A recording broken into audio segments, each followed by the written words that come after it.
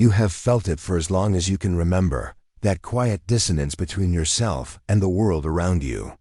Others move through life as if guided by an unseen script while you stand apart, watching the subtle misalignments no one else dares to acknowledge. It happens when you hear someone laugh yet sense the sharp edge of grief hiding in the sound.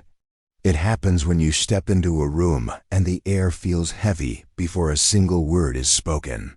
Your mind catches what others overlook, and it never stops. There are moments you wish you could unsee, moments when your clarity feels more like a burden than a gift. But deep inside, you know it is neither accident nor flaw. You were born with a perception that bends beyond the surface of ordinary reality. Have you noticed the unease in someone's eyes when they insist they are happy? Have you sensed tension between two people before they even exchange words? Do you feel the weight of emotions in a space as if they were your own? Have you ever wondered why you cannot ignore these signals while others pass by untouched? Do you question why your mind captures patterns no one else seems to notice? Is it possible that what feels like isolation is actually a sign of something rare within you? Have you realized that this awareness shapes how you experience everything: friendships, work, love, even the silence between sentences? And if you see what others cannot, are you ready to face what that truly means for your life?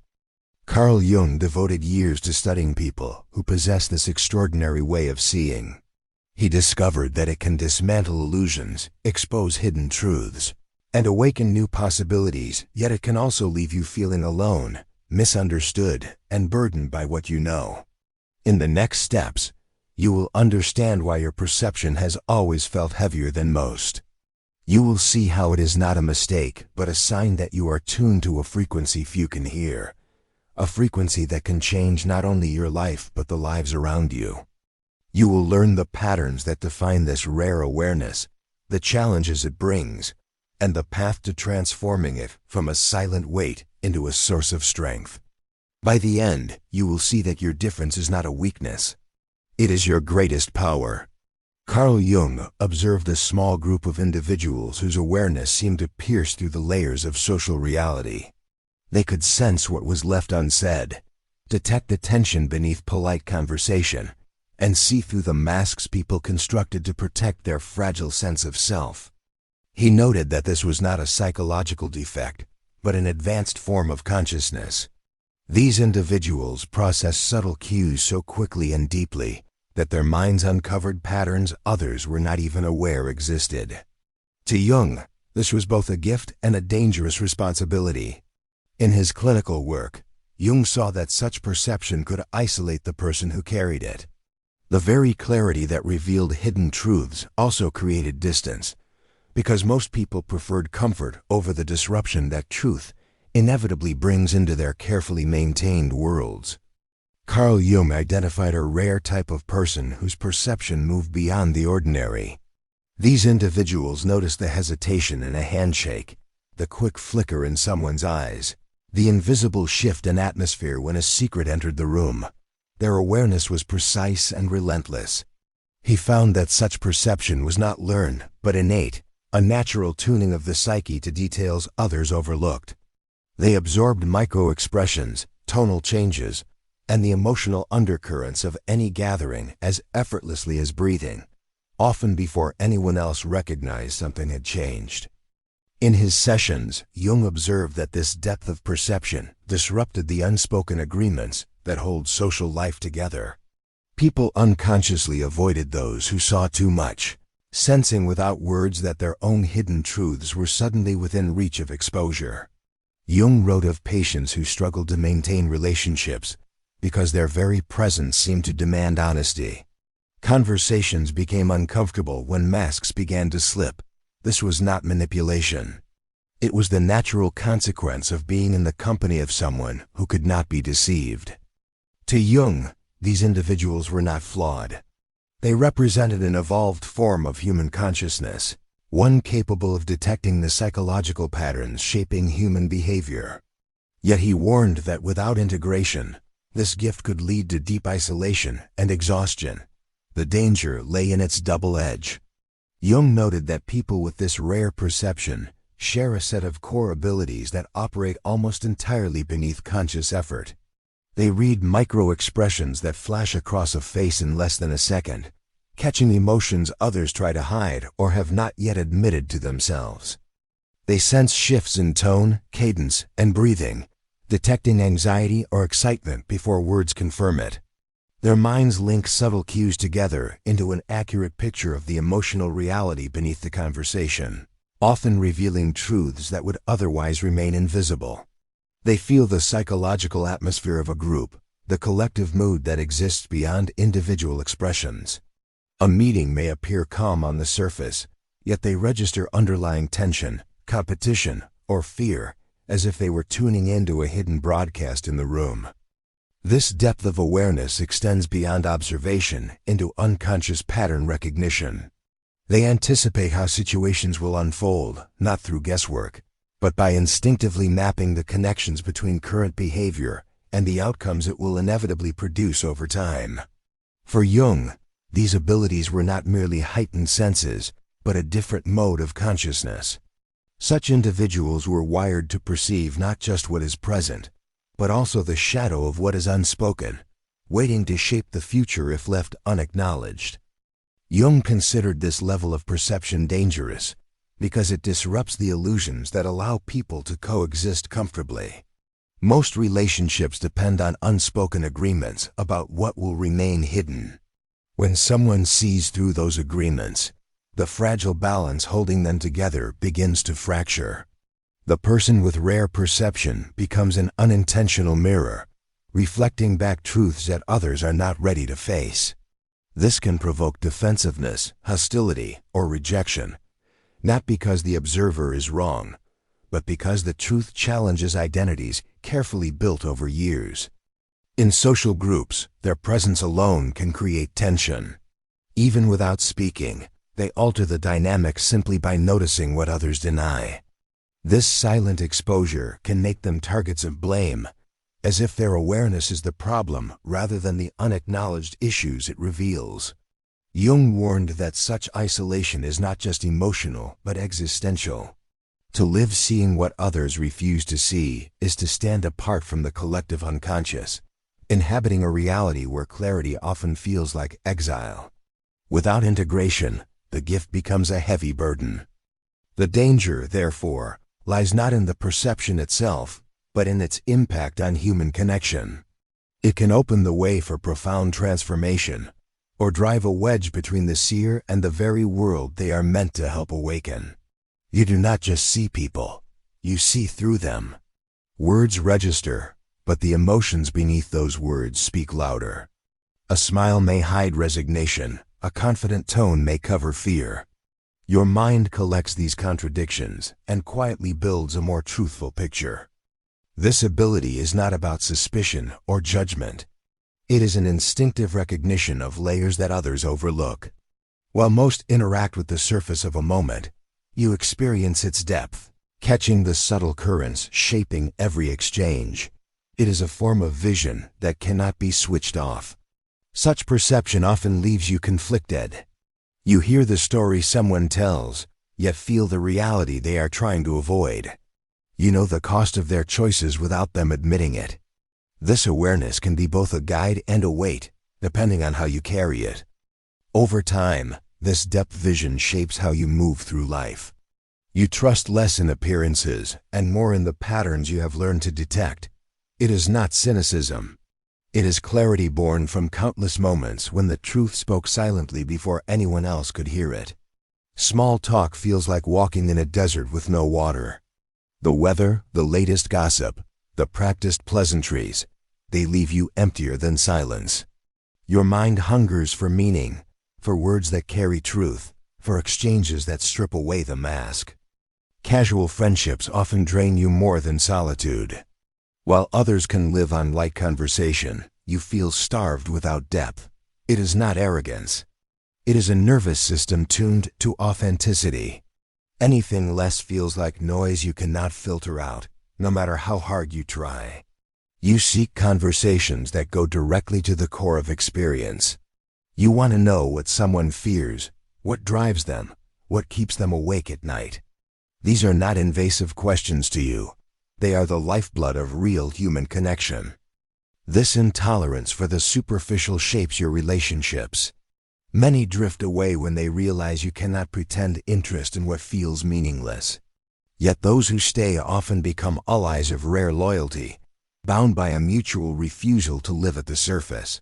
You often carry emotions that are not yours. A sudden heaviness may settle in your chest after sitting beside someone in silence. A wave of sadness can appear when a friend smiles, leaving you unsure where the feeling came from. It enters quietly, without permission. Jung described this as a dissolving of psychological boundaries. You absorb the unspoken grief, anger, or longing of others as if your mind were a sponge. The process is not conscious. It happens because your awareness extends beyond words into the raw energy beneath them. Crowded spaces can leave you exhausted, not from noise or activity, but from the weight of many inner worlds pressing against your own.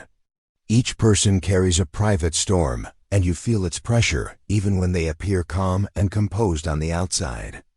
This is why solitude becomes a necessity. Time alone allows you to separate your own emotions from those you have absorbed. Without it, you risk losing the thread of who you are beneath the constant influx of other people's unprocessed feelings. When mastered, this capacity becomes a form of emotional alchemy. You can transform what you absorb into understanding, compassion, and guidance. But without boundaries, it becomes a relentless tide that erodes your sense of self. To survive in a world that cannot handle your full intensity, you learn to divide yourself.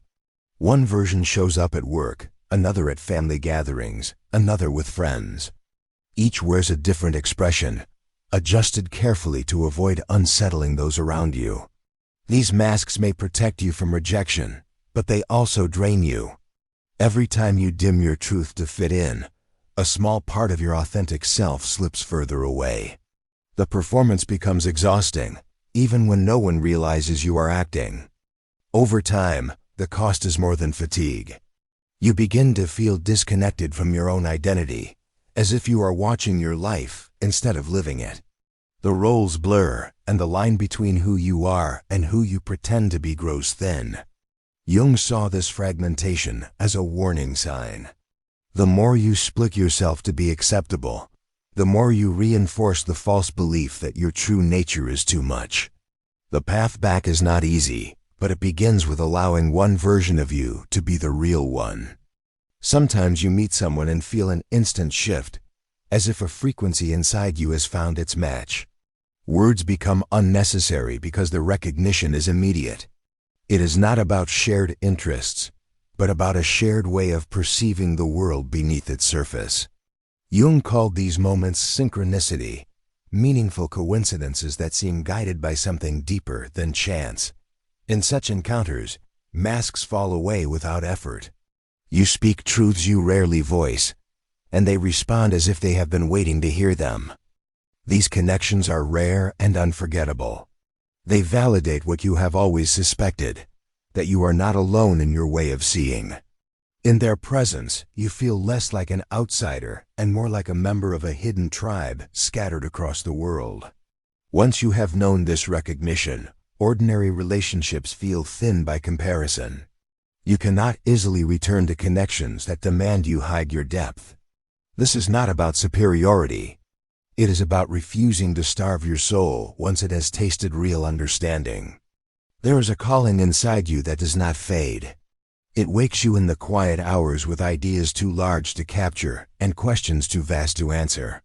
This is not ambition in the usual sense. It is a deep sense of assignment that feels older than you are. Jung saw this as the work of individuation, the process of becoming your truest self. For some, that process carries a mission beyond personal fulfillment. You are drawn to heal, to reveal, to create shifts in the collective consciousness, even if you cannot fully explain why. Ordinary goals leave you restless. Achievements that satisfy others feel hollow to you, as if you are meant for something more than a checklist of successes. This is not dissatisfaction for its own sake. It is your nature urging you toward work that has lasting meaning. Such a purpose is not comfortable. It demands that you face rejection, uncertainty, and the risk of standing apart from the crowd. Yet it also offers a life that feels real, where every action aligns with the deeper current, pulling you toward what you came here to do. Beneath your abilities lies a wound that shaped them. Perhaps you were the child who felt everything too sharply, who noticed the unspoken tensions at the dinner table, who could not pretend things were fine when they were not. That sensitivity marked you early. The isolation it brought forced you inward, into an inner world rich enough to sustain you. What once felt like exile became the ground where your perception grew. The very pain that set you apart is the reason you can see into the hidden places of others. Jung believed this wound is not meant to disappear. Healing it does not mean erasing it, but integrating it, honoring it as the teacher that forged your strength. Your deepest pain becomes the root of your compassion and the source of your clearest insight. This is the paradox. What you thought would break you has become the thing that allows you to guide others through darkness. Your wound is your signature, proof that you have walked the difficult path and returned with something worth sharing. This type experiences other people's emotions as if they were their own. Joy, grief, anger, and longing pass through them with the same intensity as personal feelings. They often cannot immediately tell where their own emotional state ends and someone else's begins. Jung saw this as both a gift and a challenge. It creates a natural capacity for empathy and deep connection, yet it also leaves the person vulnerable to emotional overload. Without boundaries, the constant flow of others' feelings can blur their sense of identity. To live well with this ability requires deliberate separation between self and other. Time in solitude, creative expression, and grounding practices help them release what they have absorbed. Only then can their empathy become a channel for healing rather than a source of exhaustion. This type perceives patterns in thoughts, behaviors, and situations with remarkable clarity. They can anticipate outcomes long before others see them, not through step-by-step analysis, but through an unconscious recognition of how events naturally unfold from existing conditions. Jung observed that their insights often appear sudden, as if they arrive fully formed. This makes them valuable problem solvers and forecasters, yet it can also create tension. Others may resist their warnings or dismiss predictions until the events play out exactly as foreseen. The challenge for the thinking intuitive is communication. Their vision is accurate, but if delivered too abruptly, it can feel threatening. Learning to present insights in a way that invites curiosity rather than defensiveness turns this ability into a powerful tool for guidance. This type detects the physical signs of psychological states before they are openly expressed. They might notice subtle changes in posture, skin tone, or breathing that reveal stress, illness, or fatigue long before the person acknowledges them. Jung considered this an early warning system for both emotional and physical well-being. Sensation intuitives often sense tension in the body that mirrors unresolved inner conflict, making them highly attuned to the link between mind and body. Their challenge lies in the responsibility this awareness brings. Not everyone is ready to hear what their body is revealing. Learning when to share these observations and when to simply hold space is key to using this perception constructively. This type receives a flood of impressions without always knowing how to organize or explain them. They sense emotional truths, symbolic patterns, and future possibilities all at once, often feeling overwhelmed by the sheer volume of what they perceive. Jung described them as living in a constant state of raw perception. Their challenge is not the absence of insight, but the lack of structure to channel it. Without a way to translate their awareness into clear expression, they may appear distracted or uncertain. When they learn to focus and refine their perceptions, the pure intuitive can offer rare and transformative perspectives. Their vision is wide and deep, touching aspects of reality others do not notice, yet it becomes truly valuable when grounded in coherent understanding. Jung observed that people with rare perception can unintentionally disturb the unspoken agreements that keep groups stable. These agreements decide what truths will be ignored for the sake of harmony. Seeing through them can make the group feel unsafe, even if no words are spoken. The disruption occurs simply by being present. Others sense that their hidden motives or contradictions might be revealed. This awareness shifts the group dynamic, creating subtle resistance or open pushback toward the one who notices too much. For the perceptive individual, this can lead to tension and exclusion. What feels like honesty to them can feel like threat to others. Learning how to balance authenticity with sensitivity is essential to staying connected while still honoring the truth they carry. Living with heightened perception often means living apart from the shared reality of those around you. While others move easily within collective assumptions, you stand outside, watching the patterns they do not see.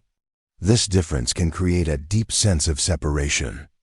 The isolation is not always physical. You may be surrounded by people, yet feel as if you inhabit a different world.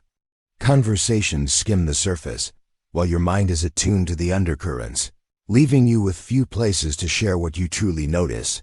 Jung described this as the loneliness of consciousness. The more awake you are to hidden realities, the harder it becomes to find those who understand without defensiveness.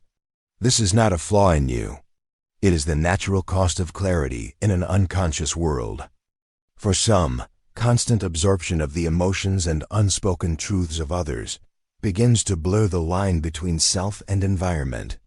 Over time, they may find it difficult to separate their own inner voice from the voices they have picked up around them. Jung called this participation mystique, a state in which the boundaries of the individual dissolve into the collective. While this can create profound empathy, it can also erode the stability of personal identity, leaving a person unsure of who they are without external influence. When identity becomes fluid in this way, decisions feel uncertain and self-expression loses its clarity. The individual may adapt endlessly to fit each situation, slowly losing touch with their authentic self until they no longer recognize their own reflection in thought or feeling. The first step is to become fully aware of when you are carrying something that does not belong to you.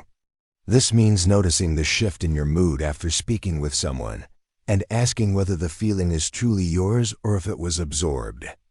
Jung called this conscious discrimination. It is the practice of separating authentic inner experience from material taken in from the outside. Without this skill, you cannot know where you end and others begin, and without that boundary, individuation is impossible. Setting aside quiet time each day helps these distinctions become clear. In solitude, the emotional noise of others begins to fade, leaving the steady voice of your own psyche.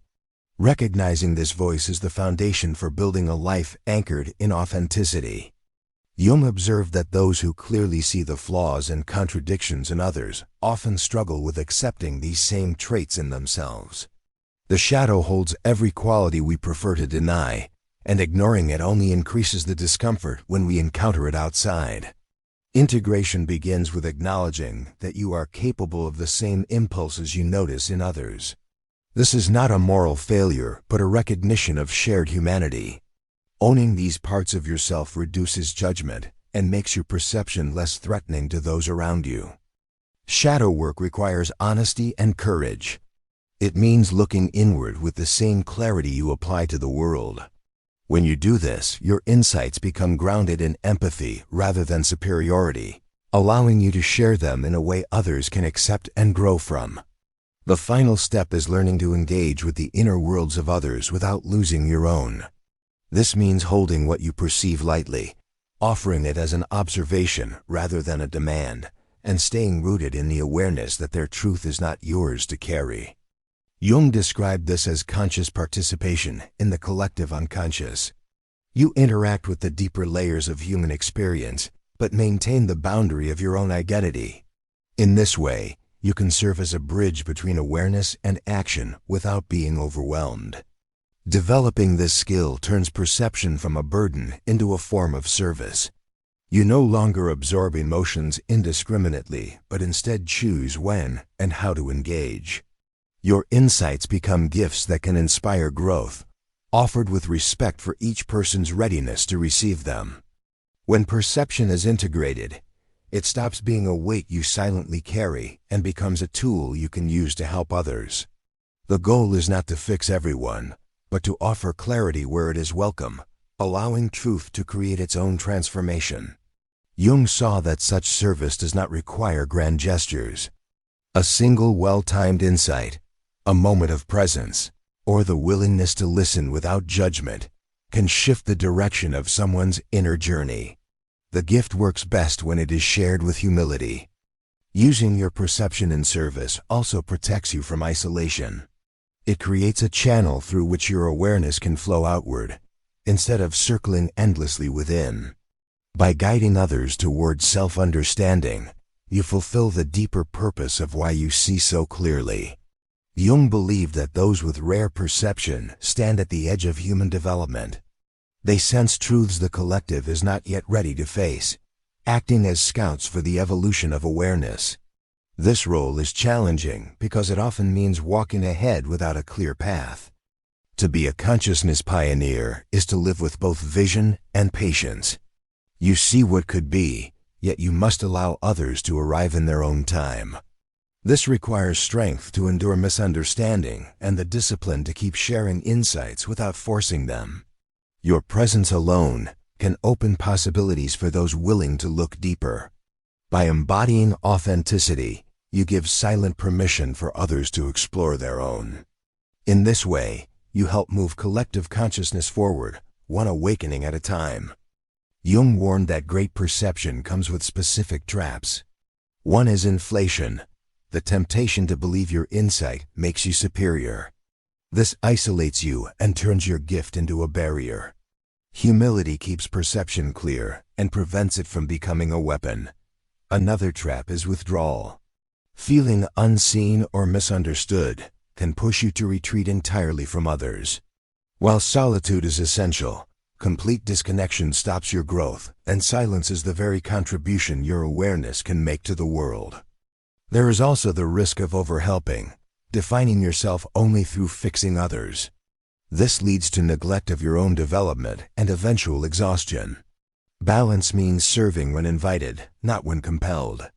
Finally, the overwhelm return can happen during stress, when boundaries weaken and you again absorb too much. Maintaining regular practices of solitude, reflection, and grounding ensures your perception remains a gift rather than a source of self-loss. You are not too much. Your clarity is not a flaw. The way you see the world is exactly what is needed in a time that rewards illusion over truth. Every moment you choose authenticity, you strengthen the light that others secretly hope to find. There's a hidden network of people like you scattered across the world. Declare your presence. Write the words, "I am rare," where others can see them. Each declaration becomes a signal, calling those who share your vision out of hiding. Do not wait to connect. Every day you remain silent is another day your gift stays buried. Subscribe now, stay close to this community, and keep your perception alive with voices that understand it. Together, we can turn awareness into action. You were not born to fit into the dim light of comfort. You were born to walk with eyes open, to speak truths that awaken, to live as proof that depth still matters. The world needs what only you can see. It is time to begin.